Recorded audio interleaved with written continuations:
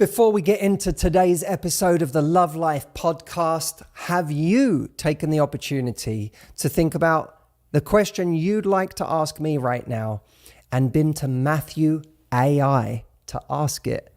You can literally go to Matthew AI, hit call, and watch this. It's Matthew AI. How can I help? And you can ask Matthew AI a question just like that. Can I ask you a question, Matthew AI? Absolutely. Feel free to ask me anything. I'm here to help with whatever's on your mind. What's your question? Well, that's really good to know, isn't it? It's reassuring. So you can go and try it yourself. Make a call to me and ask anything you like at askmh.com. Go check it out now if you haven't already. You can try it out for free. You can call it, you can text it, whatever's right for the situation you're in. Today, I have a very special episode with the wonderful Jillian Churecki, a world-renowned relationship coach, teacher, author, and host of the podcast Jillian on Love. Jillian has helped thousands over the last 20 years through her teachings, courses, and writing to revolutionize their relationships with themselves so that they transform their romantic relationships. Jillian just released a brand new book called It Begins With You, 9 Hard Truths About Love That Will Change Your Life. This was a really great conversation. We explore dating, we explore the choices we make, we explore the patterns that have plagued our past and how to shed those patterns in the present. And we talk about some of those hard truths about love that can change your life that she has written about in her book. Jillian is super insightful. I know she has so many people out there who love following her advice. So if you don't know about her, this will be a wonderful introduction to her. And if you do know Jillian already, this is the first time I've had the chance to interview her on the Love Life podcast. So enjoy, and I'll see you at the end of the episode. Welcome back, everybody, to the Love Life podcast. I am here with my friend Jillian Churecki. It's so fun to have you here in LA. Oh my God, I'm so excited to be here. You have no idea. When we did an interview for your podcast, it was back in, February? No, yeah, I think it was right before your book came out. Like it was one of those early months of the year, which feels like a lifetime ago. And we did that online, so it's actually fun. Mm-hmm. It's always different meeting someone in person. Absolutely, it's a whole different ballgame. Yeah. I'm so happy you came out. I really appreciate it. I know that many of my audience will already know you. Maybe for those that don't know you, could you give us maybe a brief introduction to you and how you came to write this new book? Yeah. So I sort of have always been in the mind-body relationship space. I taught yoga for many, many years, almost 20 years. And then I always sort of felt like I wanted to do something more, but I had no idea what that was. And, I thought about like, do I want to go to school for psychology? And I'm like, oh, no, I don't want to do that. But I didn't know what it was. So I ended up many years ago meeting the man who I would marry and then later divorce. And I was like, okay, I guess I'll like get married and like have some kids and like have like a baby like on my hip as I'm like telling people what to do with their bodies, like, making them sweat. But it didn't feel quite right, but I just didn't know. I was always been such a late bloomer. And I always say that our relationship prior to getting married was about 90% great because we were very compatible in many ways, and 10% extremely problematic. And then, you could say, well, no relationship is perfect, which would be the truth. But that 10% was incredibly profound. But even though I thought that I was someone who had it all together, I was in my late 30s, I thought, this is later in life that I'm meeting someone that must mean something, that I'm more mature.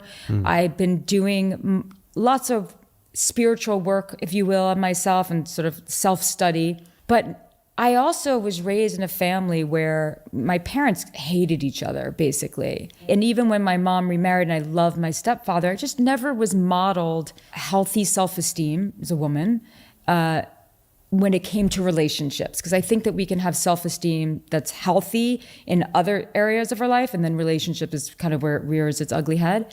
I was never taught healthy communication. I just wasn't modeled it. And so I thought everything was going to be great. But when those 10% red flags, if you will, presented themselves, my only goal was to prevent any rupture in the relationship that would lead to its demise. And so even though I was someone who was actually very connected to her body because I was practicing yogi for so many years, I was very good at lying to myself and suppressing anything instead of being like, wow, wait a second. Like that is not good. That's going to be a problem when we get married. And I didn't even talk about it with anyone because sometimes when you talk about it, it becomes more real. Right? So I suppressed a lot of things, and also because 90% was so great. So we got married, and what happened? The 10% became the 90%, and the 90% became the 10%. How quickly did that Almost happen? Immediately. And part of that was, oh God, I mean, the story is so, it's mad, actually. It's, he wanted to have children right away. And even though I was 38, I had already known that I was very, very fertile because we had an accident earlier. There was a miscarriage. Like I already knew like where I was, like gynecologically, reproductively. And I didn't want to right away. And so we got a dog, and we didn't have those really important conversations. And there was something that happened prior to us getting married, which was the real red flag, which is that there was one day and I had no idea what was happening. He just pulled away. He was totally shut down one evening, and we were on our way to go to like this really cool event in New York City. This was when you were engaged? No, it was about 2 months prior to engagement, because it was about 6-7 months into our relationship, and we moved very quick. We did everything that I tell people not to do now. And we moved very, very quickly. So when you move fast, 6-7 months in, it can be very intense. And I was like, this is my person, for sure.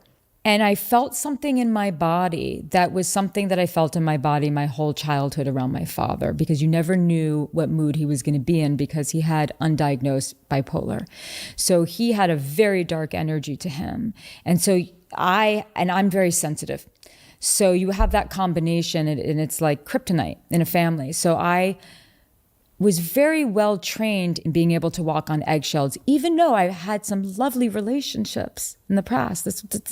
This was not every relationship I ever had. And I did that thing. What's wrong? What's wrong? Nothing. And clearly something's wrong. And so then I'm tense. And it was like we went to this event. He was like basically stonewalled me the entire event. And it felt horrible. And then we went out for dinner afterwards. And it was awkward. It was like just subtle enough that if you were someone from the outside looking in, you may not even feel the tension. But it was awkward. And by the next day, it was over. And what did I do? I said nothing. And that was sort of my fatal flaw in that moment and in the moments afterwards. And there were other things that happened. And in your mind, so how quickly did he return to normal after that? Like the next day. Night? He returned to normal the next day. I was relieved. You were relieved, and you just went, I'm just going to try and move on from that. Yeah. Did you ever get a sense of what was going on that evening, or what was going on with him, or like, did it become more and more of a pattern of him kind of turning in that way? Yes, it very much became a pattern in the relationship. That's how he dealt with stuff. And I dealt with stuff without I didn't deal with it either. But it was different for me. But I didn't deal with it either. There was no like, we need to sit down and talk about this. This is not okay. This is unhealthy. This doesn't feel good to me. What's going on with you? Which is exactly what I would do today. And actually, I mean, to each their own, but my standard right now is if you cannot have a conversation with me about how you feel, you don't get a ticket into my heart, period, end of story. Like I'm very, very firm about that. You can struggle to convey yourself. You can struggle to express yourself. I mean, I date men, and a lot of men will have, not all men, but a lot of men will be not as accustomed perhaps to emote, but at least we can communicate about it, and you're not going to shut down. Like shutting down, it's just not going to fly. Where do you sort of these days draw the line between like, not the best communicator in the world and not great at expressing their emotions, but we can work with this, and just this isn't enough? Yeah. Either on the worst end of the spectrum, this is really toxic, but on even the less insidious end of the spectrum, it's just not enough for me to be happy to be with someone who doesn't speak my language. Yeah. Where do you find the line between those two things? Because it's sometimes we do say to ourselves, well, they're nice and they're a good person generally, and we have a good time, but there is this thing, and is this thing part of the 10% that is going to become the death crack in the relationship, or is it the 10% I can make peace with because maybe I'm expecting too much from one person for them to be this as well? Yeah, that's a very good question. I think it depends, and I think there's a lot of context. One is, do they struggle to speak their truth? Do they struggle to emote? Is being very expressive about one's feelings sort of a foreign language to them, because that's not something that was not the culture of their family, to just be very expressive with their feelings? Or are they shutting down and stonewalling you at the first, like because they have no way to sort of process what they're feeling, and then they don't communicate at all? What does stonewalling look like for people out there who haven't heard that term before? So there's a spectrum. So on the very extreme side of the spectrum, it's almost like a silent treatment. Like maybe you'll talk a little bit, but not much. But if you were to think of the metaphor of like the walls going up and made of stone, and there's no getting through to that person. And that can go on for hours and sometimes days, and when it's really toxic, for weeks. So you're trying to talk to them, and they're not technically giving you the silent treatment because they'll talk to you, but they're so far removed and hidden behind that stone wall that you feel like you've been pushed out. And it's very painful. So in any event, it was a really terrible marriage in many ways, and a lot of ups and downs. And towards the end, which I actually thought we were in a good place, my mom was diagnosed with cancer and she was dying. And we got pregnant again, and I woke up one day and to basically the bleeding, the miscarriage, basically. And I wanted him to come with me to the gynecologist. He declined. He had a really busy job and didn't want to do it. And then he decided not to come home that evening. And my mom had just given me, I know this is a very tense, intense, and heavy story, but I think it's important for me to say, just for your listeners, this is not a story that in any way defines my life. Like, I don't get sad talking about it.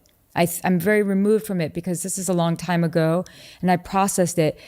But you asked me to share a little bit about me. It's this that catapulted me into a different line of work and helping people in their relationships.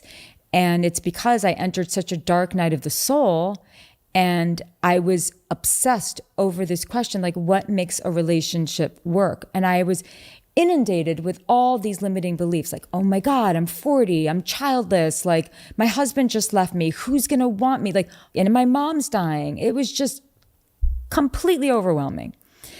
And there was like two things. How am I going to feel better again? And what am I missing? Like, why is this happening? I could not believe it. I became obsessed. And I decided, in my pursuit of trying to feel better and understand what happened, I learned so much and worked with the best of the best. And studied and just started teaching people and working with people, because we'd gone to couples therapy and it was dreadful. And we went to 2 different kinds. And I thought, there has to be another way, and I'm going to learn how to help couples in a way that is completely not what's out there, at least in my experience of it. What was going wrong with the couples therapy that you did? Oh, like you talk, then you talk, and let's just try to meet somewhere in the middle, instead of get in my face or get in his face and tell us the truth, real tough love, and force us to take accountability, and force us to take a look at our childhood, and force us to look at our pattern and take sides and be loving, but be really strong. And that, when couples are in deep shit and they really need help, that's the kind of therapy they need, in my opinion. Not someone translating like what this means versus this means, and then you come out of there and you're like, what just happened? Like nothing. No one was holding us accountable. And I realized that accountability is the single most important thing to making any relationship work. There's more things that you need to make a relationship work, as you know. But without accountability, without self-awareness, and being able to look at your part and to see how you're contributing in any way to the dynamic, even if you're contributing a tiny amount as compared to the other person. And of course, it's more complicated if there's an abusive situation, of course, that goes without say. So so I decided. And so I worked with hundreds of couples, like close to the thousands. I was, why I became insane, because also part of it was, that was a way to channel my pain, right? So I did that while also teaching yoga. And then I was like, wow, I'm sort of like the poster child for changing your life after a traumatic breakup or divorce. And then I got really interested in helping people through heartbreak. And then I was like, wow, who you choose to spend your life with is the most important choice you will ever make in your life. So then I was like, I want to work with individuals. I also want to work with couples. And then just kind of moved a little bit towards individual work, because working with couples is not for the faint of heart. And it was very hard. That feeling that you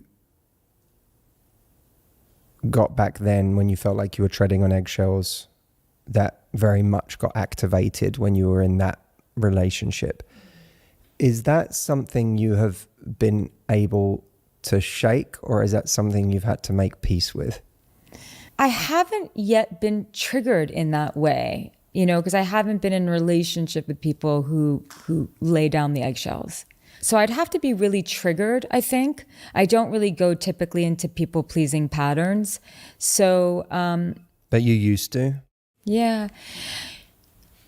I don't know many people who don't... Again, it's a spectrum, who don't, when they're pushed to the edge of their insecurity, don't have a tendency to please. It's not a terrible thing to want to please someone. It becomes problematic when you are lying to yourself or trying to keep the peace in a relationship versus maintain the love. And I think those are 2 different things. I do believe that everyone has to confront their fear of not being enough. And when we're in a relationship, a romantic one in particular, that's when our fear of not being enough will kind of come up. And I think that that's what it means to be human. I think that what my pattern was, and again, for listeners to understand, sometimes you'll be in a relationship and none of that comes up. And I think part of that is because of who you're in a relationship with. And part of that is contextual. Where are you in your life? What are the other stressors that are going on in your life? What are the other pressures that are going on in your life? So I really like to look at things sort of holistically and contextually. But I will say that my pattern would have been more codependent, because one of the things that I had to learn how to do was to build a life for myself in which I was really able to meet most of my needs. I had to learn how to really stand on my own 2 feet in a way, emotionally, financially. And I was raised very much, there was conflicting messages. I was raised by immigrant parents. So part of that messaging was, you need to work really hard. You have to have your 401k. You have to work in the corporate world. And by the way, marry a man who can take care of you. So it was like a little bit of both. And it was, my journey was interesting because I did start off graduating college, not knowing at all what I wanted to do. So I went the corporate route and like felt like I was dying a slow death in doing that. It was so not me. And then I tried so many different things. And then I was like, I'm going to be a yoga teacher because this is my calling. And then always also searching, like, you know, I always had boyfriends, but it was like this lack of fulfillment being single. And I think that's very problematic. And it's particularly problematic for women because I think that women in general put a little bit too much stock in being, I want everyone to be in love and in a relationship. I'm totally like underneath all this, I'm a romantic. But at the same time, you have to find some level of fulfillment on your own. Otherwise, you're going to choose pretty poorly. And so that was my journey and taking accountability. And that's really what sparked me to write the book, was just sort of to share this with people. And how did you, I want to come on to because in the book you talk about the 9 hard truths about love that will change your life. The book is called It Begins With You. I'm excited to get into those. But when you came out of that relationship and kind of were attacked by those limiting beliefs about age, and what else did you say when you were feeling fearful of when you first came out of that relationship? Yeah, fearful of being alone. No one would want me, childless. How did you deal with those limiting beliefs, and how long did it take? And do they ever revisit? Like how? Yeah. Because I work with so many people who are having those exact feelings where they stand right now, especially those that, well, not limited to, of course, but many who want children and they feel like I've either missed my window or I feel my window closing for my own biological children, and I'm terrified of that. And now they feel like they're in a rush and they have to go and panic buy a relationship. Yeah. And I'm wondering how you worked through these things. Well, first I learned about beliefs and their role in the human psyche and in our lives and the power of them. And in my learning about beliefs, I learned about limiting beliefs and what really defines a limiting belief. And that even though a belief by definition is something that we are certain is true, that they are mostly adopted by something that we adopted from parents, from peers, from society, and that we can really change our beliefs if we want to. And so once I started to see that I was under some sort of hypnosis with my belief system, and then I started speaking to people who were like maybe single at my age, and like some I would speak to and they felt none of the things that I felt. And I thought, isn't that interesting? And I would probe and be like, I wanted to know who raised them. I wanted to know like why they were that way, you know, like why would I meet a woman who is like single, over 35 and single and divorced and like loving life? What was that? And then it dawned on me that I don't have to be limited by these beliefs. Like I could just step into her shoes in some way and maybe learn a thing or two and to look at the world through her eyes. And so when I started to understand beliefs and I started to challenge them, and then I was also challenged by them because nothing could have been further from the truth. I was having fun. I got lots of attention. There was none of that. And it was very painful. Like I don't want to paint an unrealistic picture. Like this was a very painful time in my life. And when I started to understand more of the power of belief and limiting beliefs and how you can change your perspective and understanding that who you surround you with and influence, that was also very exciting to me. So I was walking around depressed and excited at the same time. You know, emotions are funny that way. But I was like inspired and until the depression started to get smaller and smaller and smaller, and the inspiration got larger and larger and larger. So to anyone who's listening, you have to write down all those beliefs that you have that could potentially limit you. All men are this, all women are this, you know, after 40, I'm this, after 30, some women are thinking like after 25, which I think is really funny. Or I'm to this or I'm to that, like all those beliefs. And you have to go through each of them and be like, is this really true? Or have you made some choices Like, is it true that all men cheat? Or could it also be true that maybe you chose men who were broken in some way and chose to ignore that because of, in many ways of no fault of your own, but still your responsibility? Mm-hmm. What do you associate love to? So when you start to understand how we're just walking around so programmed, and then you have to be diligent about challenging those beliefs and taking responsibility in all that.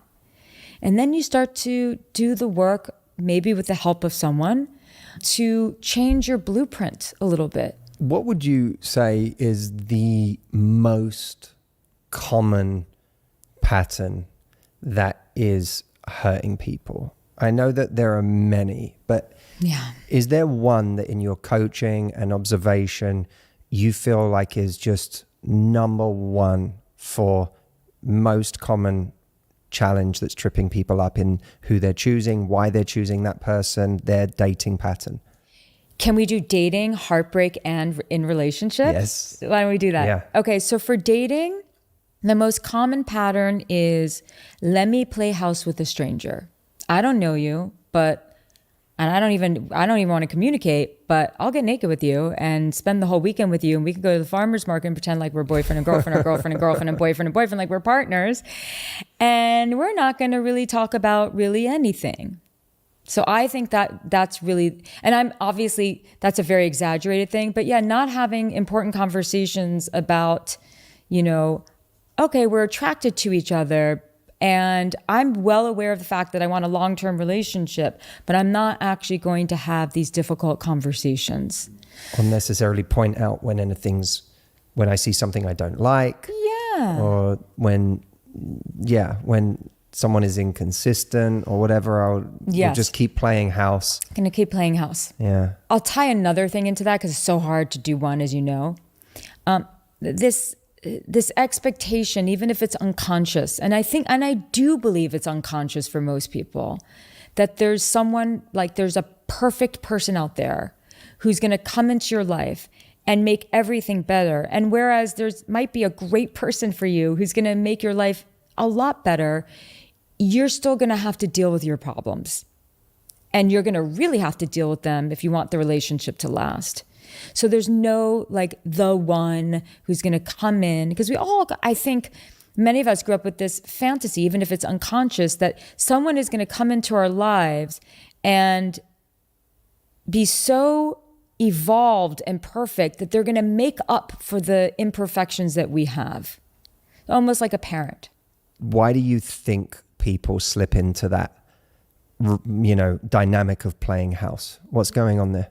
A desperation to be in a relationship, which I have nothing but empathy and compassion for. I understand that. I think desperation gets a bad rap, but I think that if we're all honest with ourselves, most of us would say that there was some time in our life that we felt a little desperate, and that's okay. So the desperation to be in a family, to be in a relationship, it's compounded for certain women of a childbearing age. That's a very real thing, and you really want to build a family. So there's a kind of impatience there that yes. I'm happy to just rush into this as quickly as possible to feel like there's this rapid sense of progress in my love life, yes. Even if it doesn't necessarily come with any kind of a commitment, even a commitment to exclusivity in some cases, or that this is going somewhere, or that you're even open to a relationship. Yeah.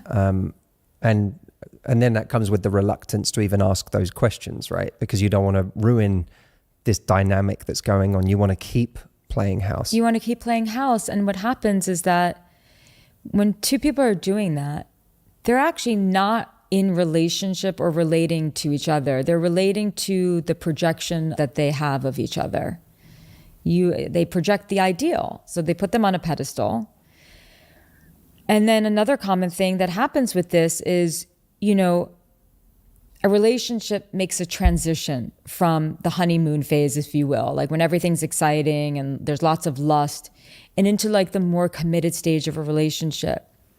And a lot of people struggle in that transition because they don't understand what it is to love, because what it is to love is something that philosophers and poets and authors and gurus have been theorizing on for centuries. And so it's something that we don't quite entirely understand. And then if you were raised in a family where love meant, not what we like to think of it as meant, what it means, right?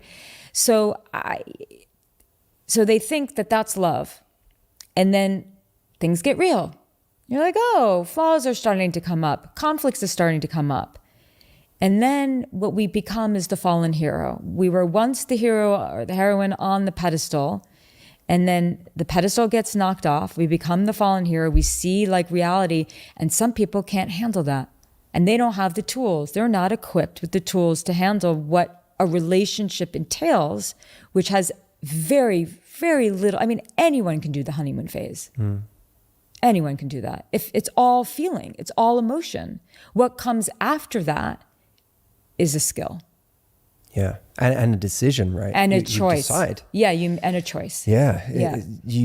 I think that's exactly right. You need the ability to have a relationship, the competence to have a relationship, and then the decision to have one. I don't think you don't get to be a passenger in a relationship. You decide to be there, and as long as you're coasting on feelings, you're a passenger, because you're just kind of going with this natural flow, this natural like speed of everything's going well and this feels good and I'm just along for the ride. And at some point, I often think of it like building a business. You can be excited about an idea you have, and you can even create a business plan and tell your friends that you're going to start this business, and you can start the business, and it might be fun initially to, design your website and to do, start your Instagram page and whatever. But at some point, that honeymoon period, and usually starting a business, that ends pretty quick. Oh yeah, real quick. At some point,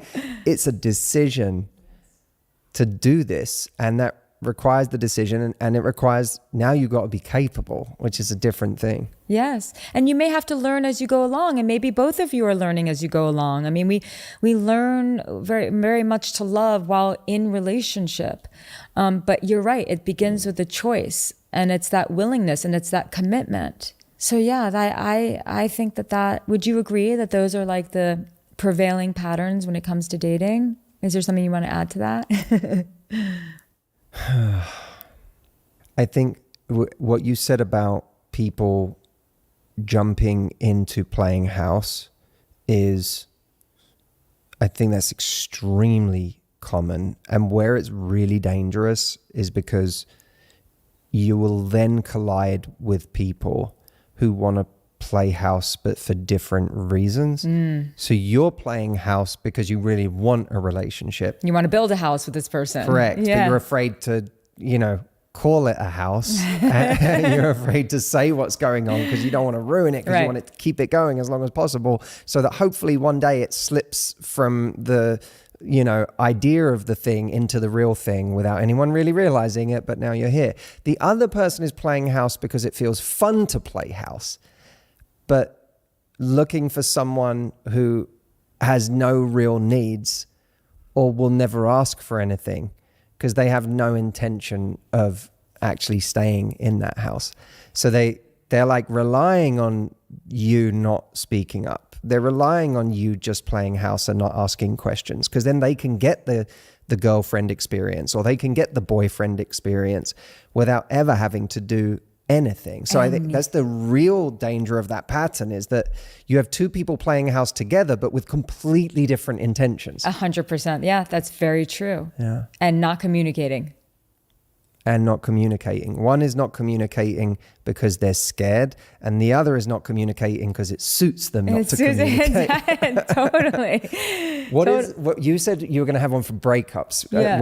What's one for like breakups or heartbreak? Well, the most common pattern, again, this is just part of being human, but it's you think that you're going to be alone forever, and this person is the be all and end all, especially if you were the one who was broken up with. That sort of rejection cuts really deep. And so the story that we tell ourselves is there's no one else out there. And then the biggest lie that we tell ourselves is that I'm not lovable. And if there was a way that I could wave a magic wand when it comes to people who feel really heartbroken, it would be for them to just be able to say next to life, like whatever that is, next, and not spend, I mean, you have to spend time processing and grieving, but it breaks my heart to see people spending years grieving and because they, again, are very stuck in a belief system and not moving forward in life. What do you say to people who feel that the overwhelming evidence of their life is that they are not lovable, is that they are not attractive, that they, when they say next, they find themselves straight back into another rejection? And in some cases, they may feel that to say next would just be to welcome a never-ending onslaught of being ignored, overlooked, ghosted, or in some cases, never being visible in the first place to the world. You know, feeling like I do not register as the typically attractive person. Or maybe I feel like literally I'm on the opposite end of the spectrum. I am not just unremarkable, I am truly invisible. I go on a dating app and I get no matches. No one responds to my messages. Or I truly feel like my life is just nonstop evidence of me being undesirable. What do you say to those people who feel like, well, my belief system feels very, very real to me because everything in my life has suggested it's true, but I do want to find love, but I feel like I can't keep putting myself up for this. Yeah. So I think in a way we're talking about two different things. And one is the person who maybe gets the people, you know, gets the dates, but their experience in relationships, there's a lot of betrayal, there's a lot of hurt, and there's a lot of pain. And so they're like, but look, like I believe this because, you know, sometimes it's a slow process, but it's helping. And I talk about this a lot in the book. It's helping them sort of untangle their relationship history. Like I worked with someone and she was always with men who betrayed her, cheated on her. And so she really had a very firm belief that men only want one thing. You know, they just want sex. But when we kind of chipped away at it, because she says, I want to believe something different, but I keep experiencing this.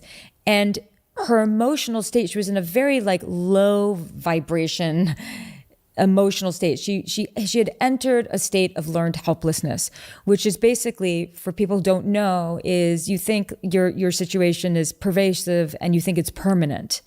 And so what happens is that when you enter learned helplessness, you go into a lot of unconscious thinking, which is why me and what's the point, right? It's that what's the point? As you know, you can't change your life or improve your life from that emotional state. So a lot of times I'm helping them to kind of get out of that emotional state physically, because that's something that I did for so many years, was helping people to change their physiology, to kind of open up their minds to think of a new perspective.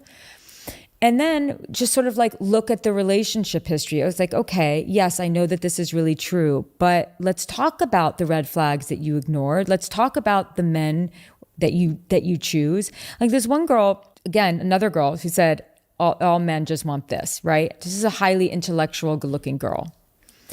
And when I was speaking to her, it was interesting because I was at a dinner and one of our friends is a guy and he was like, that's actually not true. So it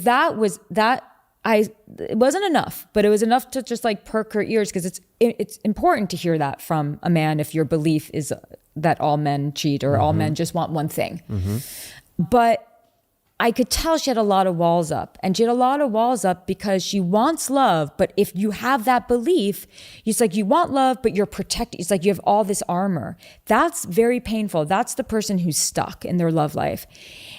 But what's interesting was that she was going on dates with guys who were like doing the most inappropriate, by anyone's standard, really inappropriate things, like clearly did not value her at all and just wanted her for like one thing. But guess what? She gave them a second date. And I said, that's where you are making the mistake.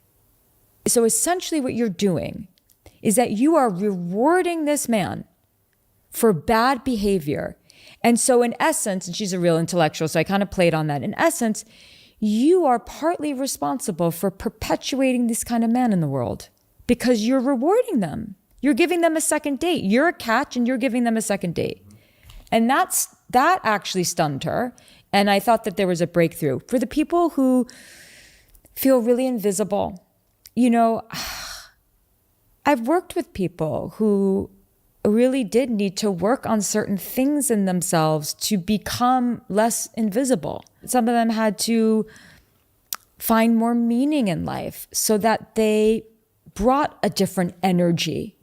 Some people had to start taking care of themselves more physically because they had sort of gone into that learned helplessness and started not taking care of themselves. And so it was perpetuating this core belief that they're not good enough. And that's not to say you have to be some stunner. You really don't. I mean, I know lots of stunners who are getting their hearts broken all over the place. But you do have to kind of believe in yourself and maybe make some changes to your life so that you become more visible. But then I would also say, you know, maybe that's a belief that we have to look at, you know. Yeah. Yeah, and I think it gets harder for people as they get older because when people reach, you know, their late 50s, 60s, 70s, and they're like, I've wanted to find love all this time and I still haven't found it. That idea of giving it more time, that idea of being patient, that idea of one day it will happen, it all starts to seem a little farcical.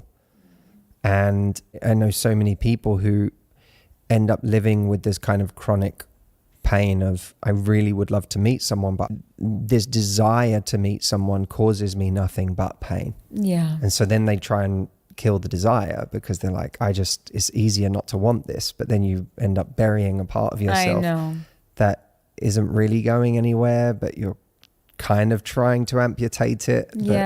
So it's a really tough situation. For sure. I would say, what are you doing about it?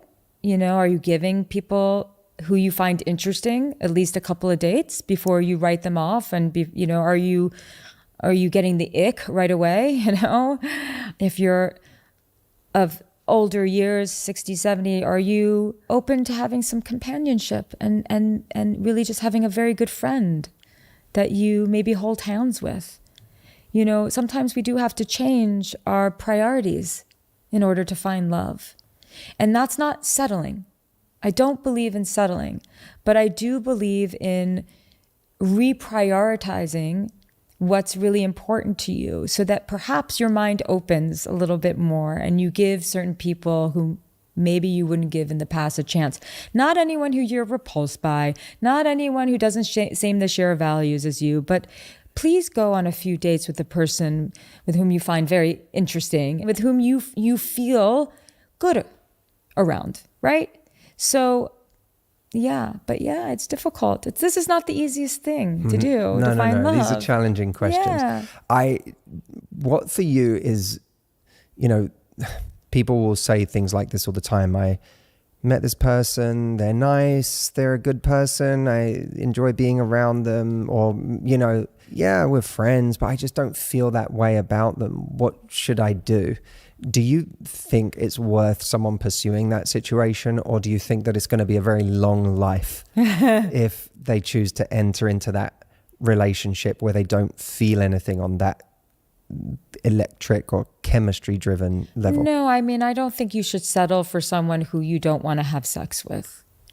I think that chemistry is important. But we also really have to define that. If you're someone who has always led with chemistry and you're looking for like the fireworks and the spark, you know, oftentimes those lead to very unhealthy relationships.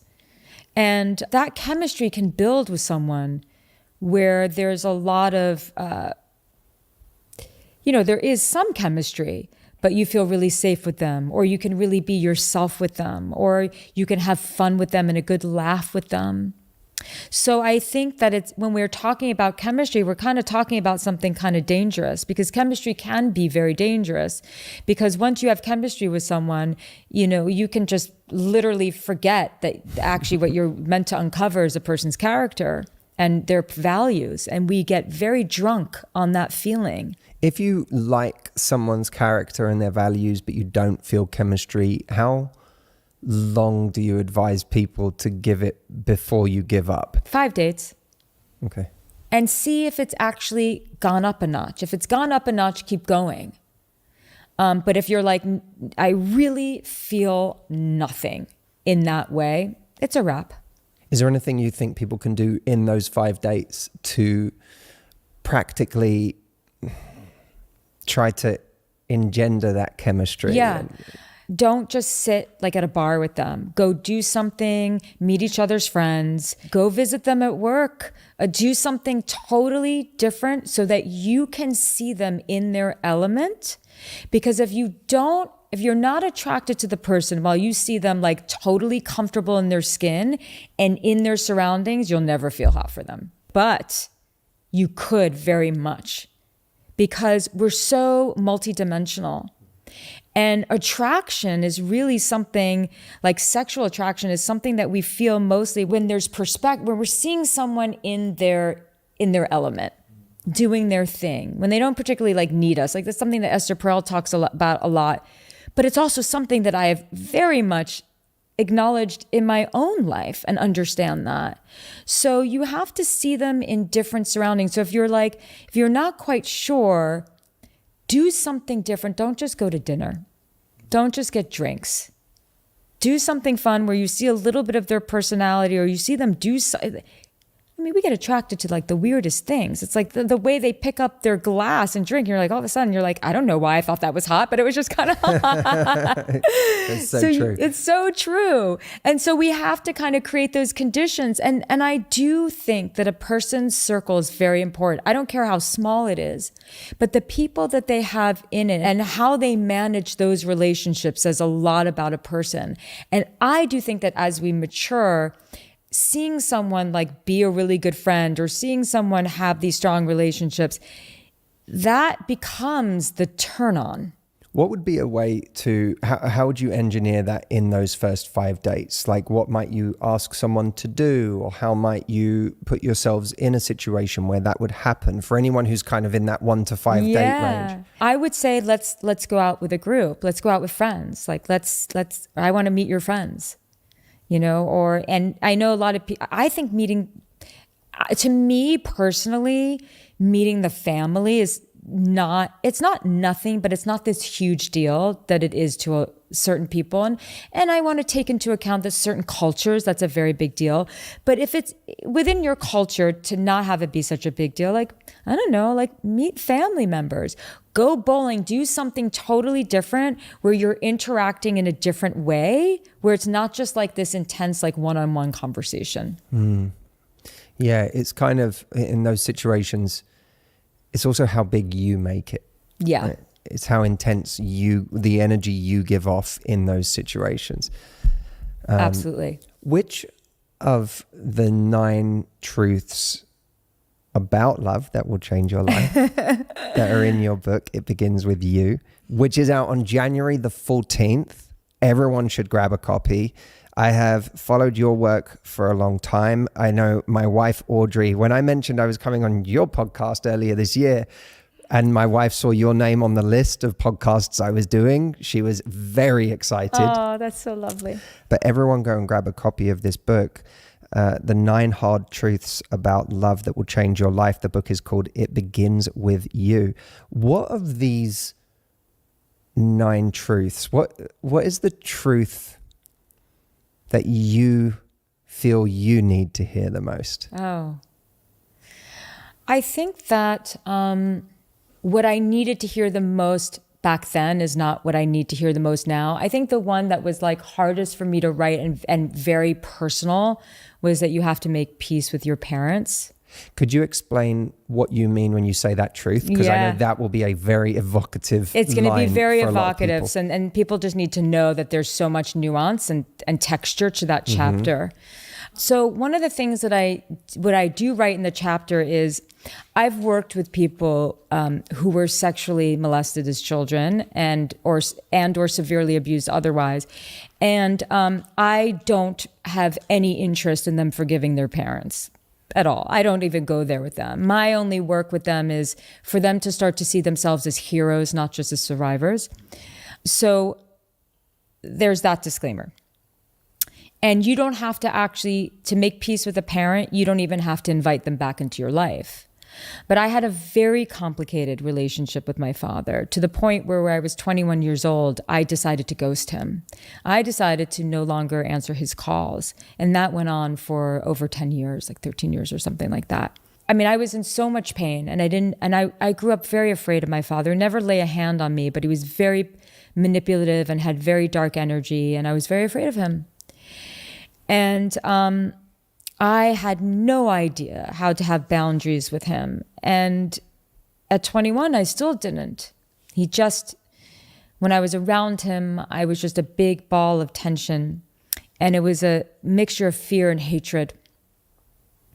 And so when I decided to not answer his call, I thought that I would actually be rid of him. But when you go into estrangement, you don't. And you realize that he's just showing up like a ghost in my relationships. Not all my relationships, but as I got a bit older, closer to the end of the estrangement, closer to this marriage that kind of woke me up, if you will, I realized that his ghost was there, and that if I didn't deal with this, I did not want to be the woman with daddy issues. Just didn't want that. Did you, and feel free, we can take this out if it's too personal, but did you reconnect at any point? Oh yeah, no, this is not too personal. We can talk about it. And how did you decide that it was a good thing to reconnect and not to stay disconnected? Okay, so it's kind of a funny story. My older sister was getting married, and he was going to be at the wedding. And that was the first time I was going to see him after many, many years was at the wedding. I was so nervous. I was sick. And meanwhile, he had tried so hard. Well, no, he didn't try so hard, but he did try hard over the years to reconnect. So were you, over those years, I'm sorry to interrupt. Yeah, please. Were you heartbroken constantly at the idea of this person not being in your life? Or were you able to just put it in a box somewhere and not think about it? Put it in a box. I hated him. I clung to the story of hatred to help me justify and repress whatever deeper emotions were going on around that. Because the hatred and anger is easier than hurt. Than the hurt, correct. Yeah. And easier than facing the truth, which is that if I don't deal with this, I'm going to have a hard time in romantic relationships, even though I just knew I would. But dealing with it, and I want to come on to the wedding. Yeah. But dealing with it, did it have to mean reconnecting, or could dealing with it have meant staying disconnected, but dealing with your own feelings about that relationship? For me, intuitively, it felt like reconnecting, because as long as I was running away from the big bad wolf who really couldn't hurt me, then I actually was doing myself a disservice. So at my sister's wedding, so I'm not really a drinker. I've never really been into drugs or alcohol that much. I mean, I experimented when I was much younger, but it's never been my thing. Mm-hmm. Well, I got wasted at my sister's wedding. I drank a lot of wine because that's how scared I was. And that's not a pattern of mine. And were you scared in the sense that you felt like he would do something underhanded or mean or hurt you? Or were you scared just in the sense of it had become such a demon in your mind? If you could pinpoint, what was the fear? More of the latter. You know, when you do the estrangement, it's like you make the monster bigger. You make it more awkward. You make it bigger. It's like anything that you don't deal with actually becomes a bigger force in your life. And so I was just really awkward. It was like, oh my God, we're going to see each other for the first time. And, what am I going to say? And that was after 10 years. 12 years. Right. 13 years, actually. Actually, yeah. So, you know, for me, getting wasted is 2 glasses of wine. I'm a real lightweight. But I got a little tipsy just so I could relax my nerves. And it was fine. He was very polite and it was very normal. And then I entertained some emails back and forth.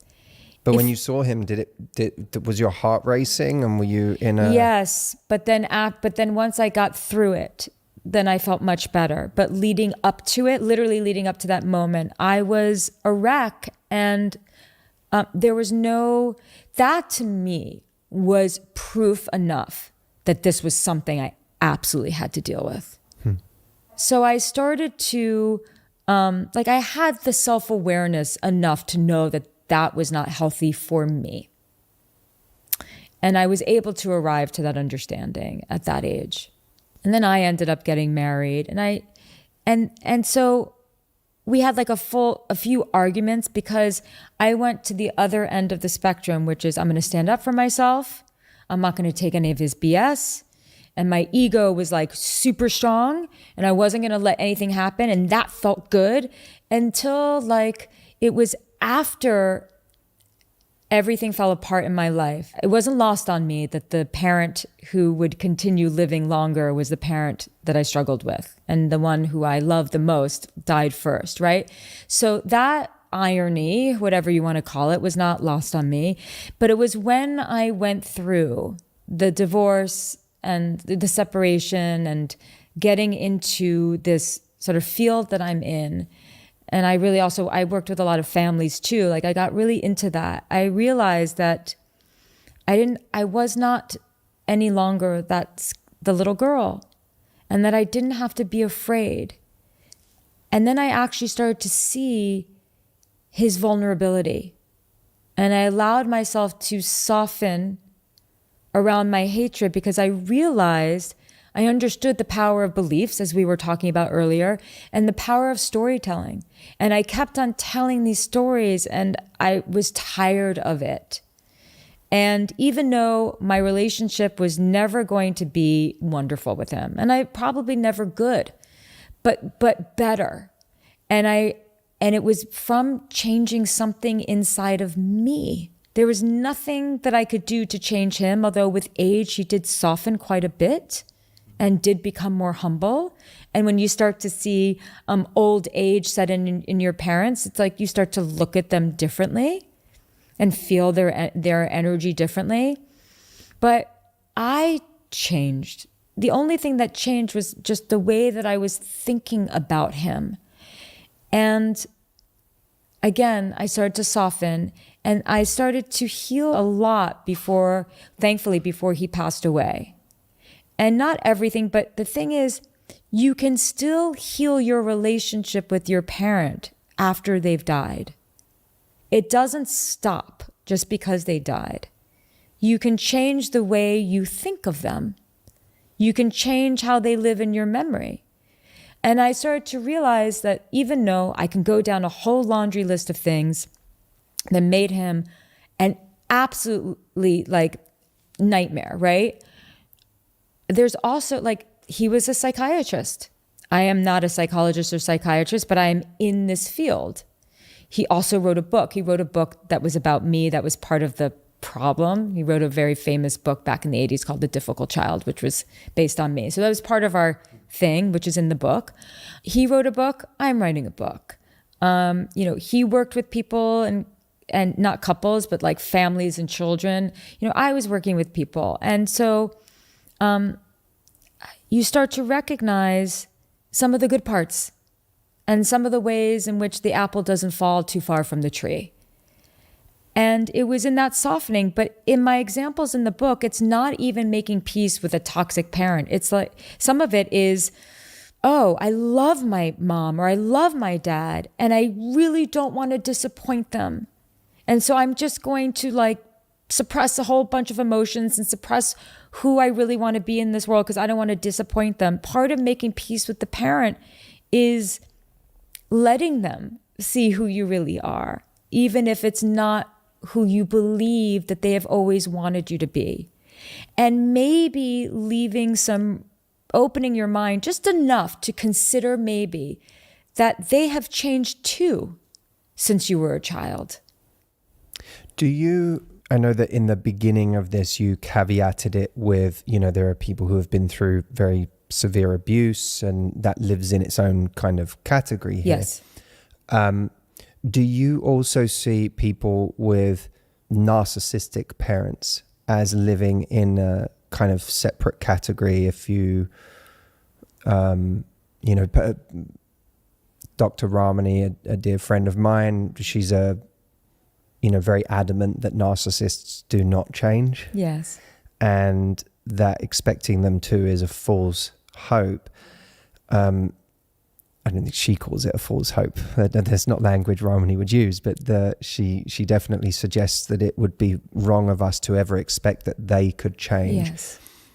Do you see those as examples where reconnecting with the parent may not give the kind of catharsis that for you, I know you said reconnecting with your parent, your father, it didn't give you this kind of full catharsis of like, and now everything's great by any stretch.